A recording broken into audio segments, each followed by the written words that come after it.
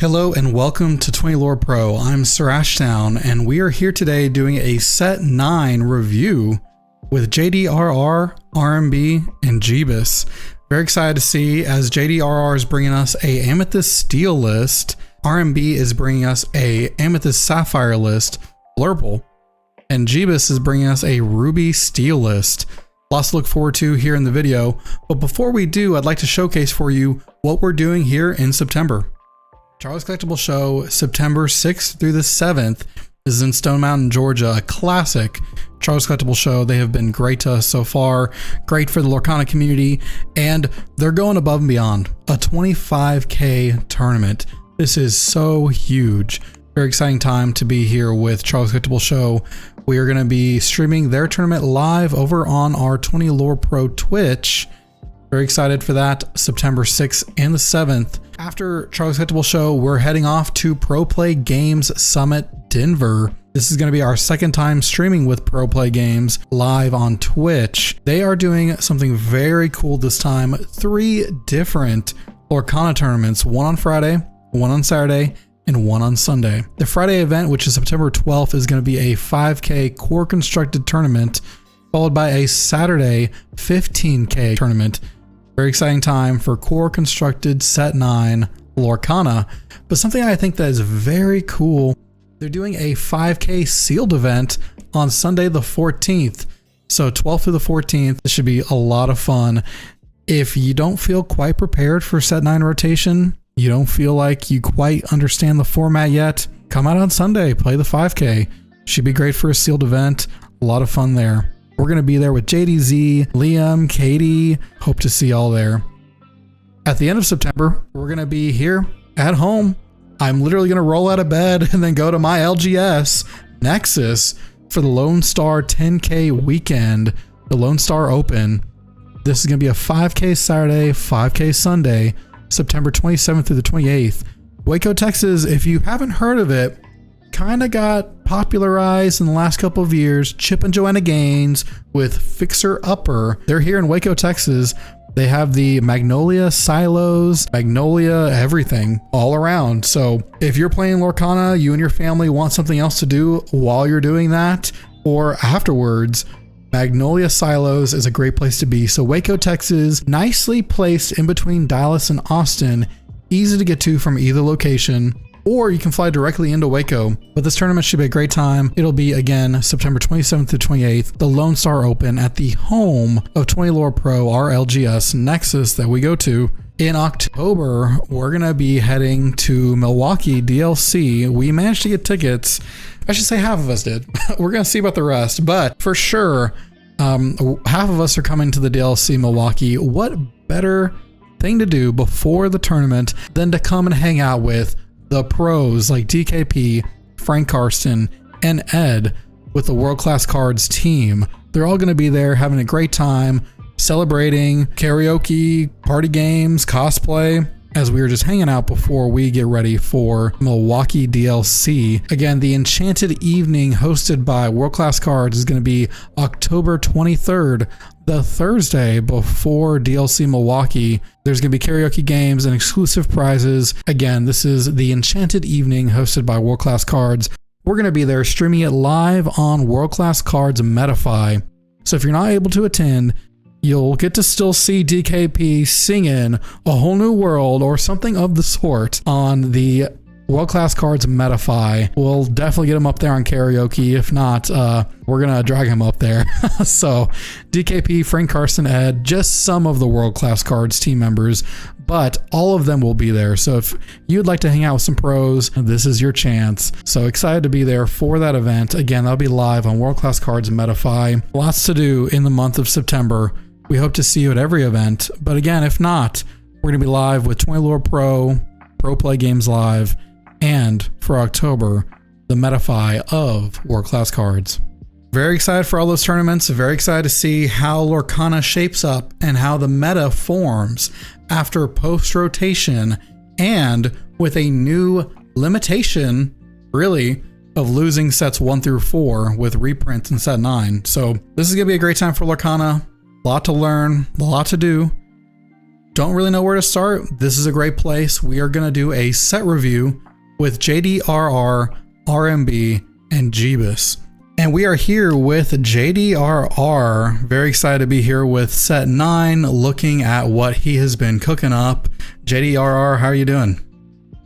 I'm doing great, man. How are you doing? Good. Honestly, just excited to see what everyone's brewing because set rotations is now official. We have 2 formats in the game and we're rolling. It's been a crazy time. Yeah, like depending on who you are, right? Some people like myself who like to build things are having a great time. Well, every set at the beginning of a new set, it's a great time because always testing new things, trying new things. That's the fun part. Well, that's one of the fun parts for playing for me. Some other people might not enjoy that. And they're just like, just tell me what to play. There's like, this stresses me out. The decks change, the lists change every day. Don't do this to me. Well, it's funny. It kind of reminds me of y'all were preparing for another tournament, the Flower Farm, and you were like, the deck was changing every couple of hours, like fine tuning each week, each moment for like what the meta does. But now we're forming a new meta for a new format. It's it's a cool time for deck builders for sure. Yeah, I think that was set 7, right? When Hiram was banned. Yeah. And we're just like really trying to get the new Blurple list out there. That was a fun time. That was a good memory. Yeah. As I've said before in the past, everyone comes to a TCG for various reasons. They enjoy different aspects of this game and really of the hobby. Some people collect, some people deck build, some people play, and some people coach.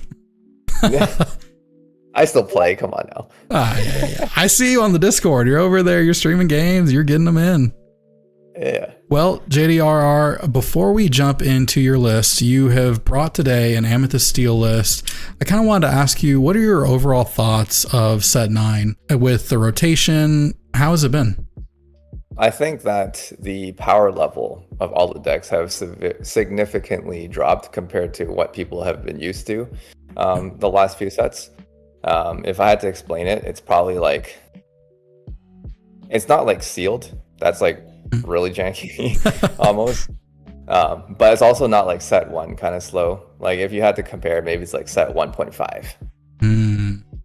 Which I have great memories from set 1.5 or 1, I should say. It was a good time. It was a great time. It was one of the best times playing Lorcana. It was just like good fun at that time, right? But it's different. It's different though. Yeah. So like definitely all the power levels, all the decks have dropped. Like a lot of the meta defining cards that we've been playing since set 1 to 4 most of them are gone, right? So like obviously a lot of things are different. New decks can kind of come to the forefront. Other ones are dropping down. Some colors are way ahead of others just because they just have better cards, right? Like some colors, like for example, like Amber and Ruby just don't have a lot of love right now, right? They have cards. It's just like a little bit weaker or a fair bit weaker than, the other 4 colors. There's not a lot of ways to win on the draw. There's like not a lot of removal, right? So winning on the draw, I think right now it was already hard to win like before, right? In set 8, like it was pretty hard. Like if they have their good openers and they high roll you, you kind of lost already anyway, right? Right now it just feels like, because 1, you don't have card draw, so like it's hard to like find cards, draw cards to find outs. Secondly, there's not very many outs to begin with anymore, right? So like a lot of times you're just like playing stuff to the board and hoping that, it doesn't happen. And that's brutal, because I remember too, set 1, Amber had a lot of card draw, especially with like Rapunzel, and then Hades could like get back cards from your banish pile, so it had like a lot of recursion. Right now, that reminds me. Well, like there's a lot of stalemates right now, like similar to set 1, because set 1, no one wanted to give Rapunzel value, right? So they just Rapunzel trap everything. But now it's the same thing, but like there's 2 new traps, like Lilo, the steel one, and Belle. No one wants to give that value, right? So like there's a lot of the stalemating, you play a card pass, your opponent plays a card passes, and just a lot of that right now. Man. So like some people, I don't know, I've seen some people online that they don't love that stalemating, right? And I think like, I mean, there is like an element of skill in the stalemate to know when you need to quest and fight and when not to hold back. But at the same time, like if you don't have very many board wipes in the game, you're just gonna have this game where like everyone's just building out their board, right? And there's no punish to it. Like what there is no downside to just throwing my entire hand to the board, right? Like what are you gonna do about it? Yeah. So yeah. It is strange because just like you were saying, we have so few removal pieces. I mean, like direct removal. I mean, a lot less to work with than in sets past. So it's back to the drawing boards with what plays we can do and what you can just throw out on the board to play. But the good thing is that I'm sure you've noticed that a lot of cards that never saw the light of day are being played now. So on the right side, you know, you get to play all these other cool cards that, like, there's a lot of cards with cool effects that just never saw the light of day because something was keeping it out and it was making it like near unplayable. So now, you know, this is the time. Try everything out, see what sticks. Well, with that in mind, new cards, rise to the top, new set. What are, in your opinion, the top 5 cards from set 9 or cards you think have gotten a major boost from this rotation? The best cards, not in any particular order, the top 5 in my opinion is probably Doc, Strength of a Raging Fire. I'm missing something there. Lilo, the Steel Lilo, Genie, the Amethyst Genie, and Sail the Azurite Sea. Again, all great cards from the past that are incredibly strong. But I love to hear Sail again because it just is another ramp card that is so strong. We knew when it came out it was just gonna define blue decks because of what it could do. It is the best 2-cost card in the game that you would play on turn 2. I don't think there's anything better.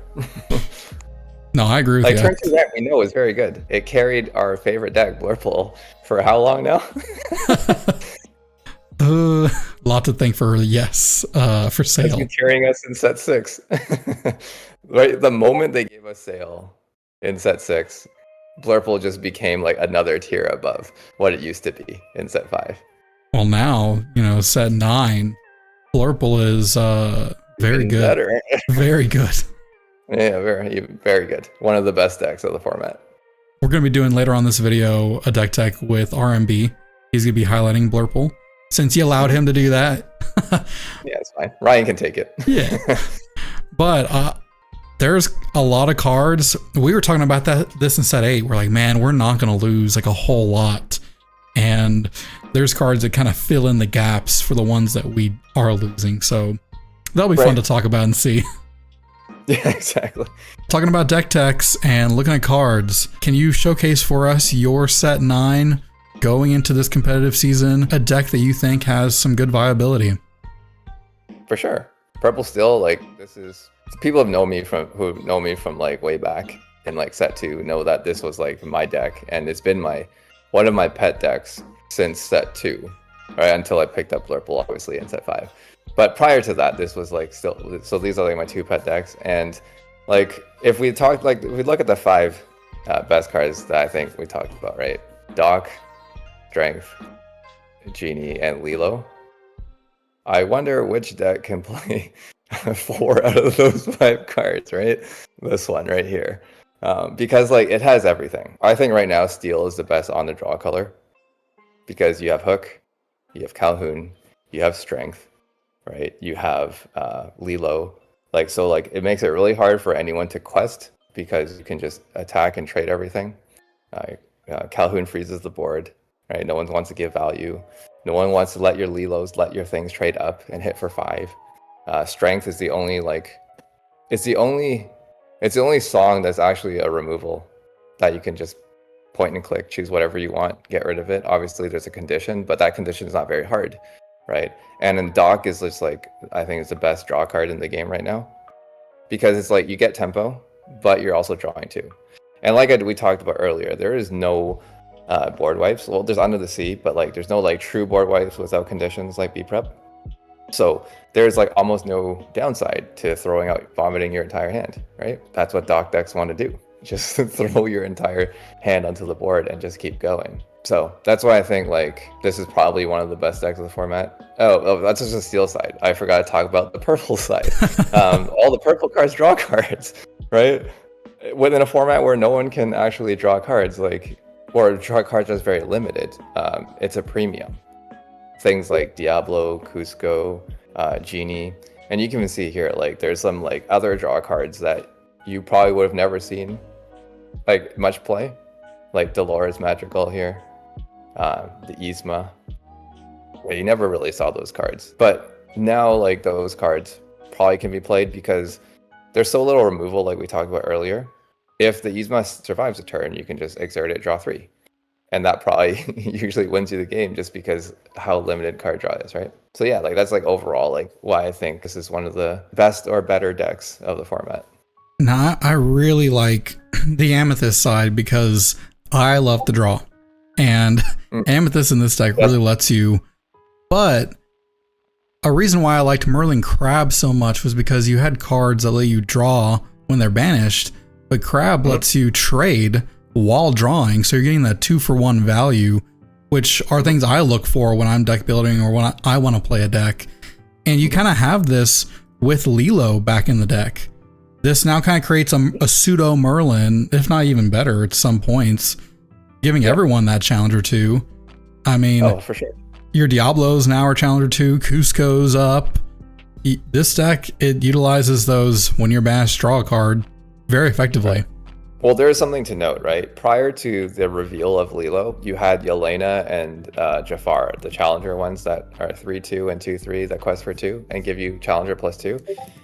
When we were testing earlier, like those cards were like pretty horrific because a +2 on one thing isn't really enough when every deck is just trying to go wide with as many characters and then quest, whereas the Lilo gives it out everything, right? Like a Cricky, and that like really that's what really makes this card good, because it will really punish your opponent if they just quest incorrectly at the wrong time, which is kind of leading to stalemates. But like this card is just so good. +2 to everything is crazy. +2 to one thing is not much to write home about, right? When I was playing this deck originally, right, at the beginning, a lot of people are like, the 1-drops are less than desirable, the 1s and 2s. Previously, like Amethyst and Steel probably had the best 1 and 2 drops. Like all the cantrips, you had Smee. You can see like we don't have it anymore. So you like lost a lot of the card draw. Like you had to replace, Chernobog and Magic Broom with Captain Hook and Palace Guard. And then Cusco is now Cusco is now Smee. Like it's not the same amount of questing pressure and the amount of power that you have in early game, right? But where the deck really excels right now is not so much like getting a lot of lore early. It's more so like into the mid to late game. Because like you can see here, it still has all the burn cards with Giant Cobra and White Rose. So you're able to just gain lore without questing, which is still very important against blue decks. Whereas before, every other purple deck, they played Goat, right? And the bounce stuff. So it's like very easy to get lore. But like it's much harder to get lore once your opponent has stabilized. Because you obviously have to quest, right? And Bell, like we talked about earlier, Bell Trap, you don't really want to play into it. So you still have the reach. And then you can see here in the 4-cost slot, there's quite a few 4s. But like you have Dolores, Genie, and Yzma. It's just like a lot of card draws. So like ideally what I want to do with this deck is like just constantly play to the board and pressure the opponent by drawing cards, putting things that quest for 2. So all the draw cards quest for 2, right? Draw the cards, keep playing 2 things a turn. You just force your opponent. You just put your opponent in the spot where they have to always respond to you every single turn, which is very difficult for all the control decks, right? Because if you don't have card draw, like how are you going to have removal all the time? And even no board wipe, you can't just delete everything. Which that was the biggest weakness of like Purple Steel Dock, right? Like B-Prep decks and like Shark decks, which both those are kind of gone now. They're not really there. Like you can still play Shark, but like without B-Prep, there's no punish, like we talked about earlier, to going wide. And like that's what Dock deck want to do, right? They don't draw a lot, but they can keep playing a lot of characters to the board. So that's what you want to do. Just keep drawing cards, just keep pressuring, and then like eventually your opponent's going to run out. So like you can pretty much outgrind any deck out there. And I think that like it has the most efficient draw engine, or the most efficient draw out of all the decks right now in the format. Like for example, like Blurple can play like Finders Keepers and Dumbo and stuff like that, right? But that's slow, right? It requires you to take a turn off to actually draw, whereas these ones is just like play a card, draw a card, quest for 2 next turn. So it's just like very efficient at constantly putting pressure on your opponent. I like this especially because it is, like you're saying, a mid-range strategy that gives you a lot of card advantage while still having value for what you're doing to draw the card. What do you think that this deck is best against, or really shines when it plays against something across the board? Well, I think Purple Steel has always historically been a deck that doesn't really have any true bad matchups. It's just you never had like a super favorable matchup, right? Like the other, like if Amber Steel aggro, like the faster decks, the deck that's faster than this is like you can argue like it's 50-50 or like slightly favored, in depending who you talk to. Like in some people will say Amber Steel is slightly favored, some people will say Purple Steel is slightly favored. Like I think it's just probably like slightly favored on the Purple Steel side. Like if you have to play a lot of games, like sure, Amber Steel still has the potential to just blow people out because they can just go so fast in the early game. But like when they don't have that, then like a more consistent deck like this is probably gonna win out in the long run, because like Amber Steel doesn't have draw anymore, right? Without Rapunzel and Whole New World and stuff like that. So if they don't see their dock, which they only have 4 docks, by the way, and this deck has like 20 something ways to draw compared to 4, right? So it's just like consistency wise, like you're probably gonna win in the long run as long as you can survive the early game. And against the blue decks, I still think, like against Blurple, I still think this is at worst 50-50, if not slightly favored as well. Just because, like we were saying earlier, like the onus is on Blurple to find the answer every turn to deal with all these things that draw in Quest for 2. And if they don't find it, you're probably going to win in the long run. The one true bad matchup, I would say, is like other steel decks that are going a little bit bigger than you. So for example, something like Blue Steel, where they just play like really big characters that can like get good value trades on you, right? And 2 for 1, like things that play like Tinkerbell. So that like that one, those decks are going to be much more difficult. So like, for example, like I think out of my testing, I think like Blue Steel has been the hardest, the toughest. I like the way that you describe this list being a 50-50, but I would say that if you're a skilled pilot and you know your list very well and you have a lot of practice underneath your belt, that's when, kind of like you alluded to earlier, those grindier matchups when it comes to a stalemate, if you are experienced and you know how to play the list, you get to that point on the board, you're not going to falter too early. You're going to know when to act, and so that can give you the win due to your experience. So this sounds like a great deck for someone who is ready to put in the matches, ready to learn the list, and ready to see the format the way it comes. Yeah, for sure. Like it's a deck where if you make like one wrong move, you'll get severely punished and you probably won't be able to recover. But if you play it perfectly, barring your opponent just like drawing it incredibly well, like if everyone just draws like pretty normal, average, like how you would normally draw, you have the ability to win against pretty much anything. Thank you so much, JDRR, for sharing with us your Amethyst Steel list. We are very excited to kind of play test with it and how the format goes. Any kind of final thoughts on set 9 and the future of Lorcana as we're coming into the beginning of a new set? I think that it'll be very eye-opening for people who are not used to playing a very tempo style game. Like people who've played Amethyst for a long time, they're pretty used to it, right? Like, like you always have to, value trades, quest at the right time, trade at the right time, hold back at the right time, right? Like it kind of makes or breaks, and that's kind of how those decks play, right? Versus something like, I don't know, a red deck or a Whole New World deck, right? Like those decks played a little bit differently, and like they relied more on the songs and like the big board wipes to kind of play the game. So, and because we don't have that right now, it'll be a transition for some of those people who are not used to those strategies, because it is very different. If you have to play, we call it like fair Lorcana. Right, you gotta play fair Lorcana, because funny. Every deck has now gone to a fair level, and you gotta play as a fair deck. Thank you again, JDRR. Any final shout outs? Shout out to the usual people. First, SLTC. Those are all the homies, all the friends. All the strategy, play testing, all the help. That's how we get things refined very quickly. And also shout out to Flower Farm. without their support, I wouldn't be able to be here in this position and doing the things that I do. Always alluded to this, right? Like the community is what makes this game enjoyable first and foremost. Like if we didn't have the community, I just probably wouldn't find the game as fun. So yeah, shout out to Flower Farm as well, and always like testing things, keeping things interesting.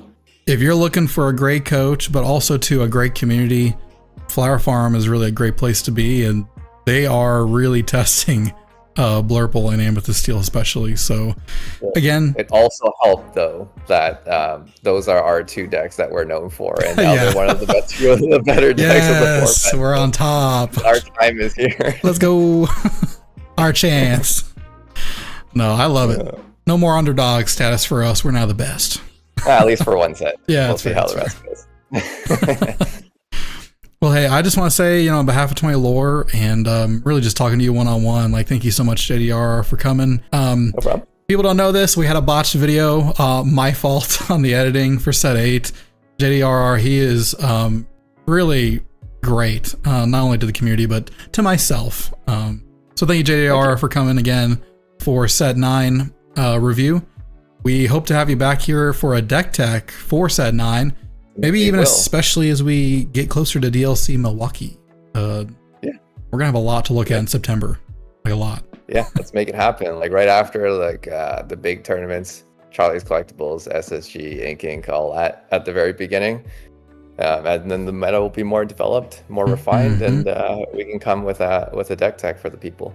That would be awesome. Looking forward to it. We're gonna have to do it now. Yeah, let's make it happen.